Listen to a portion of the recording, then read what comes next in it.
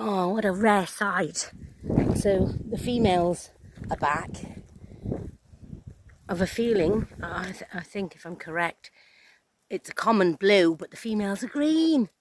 So the females are here first, and here is their favourite food.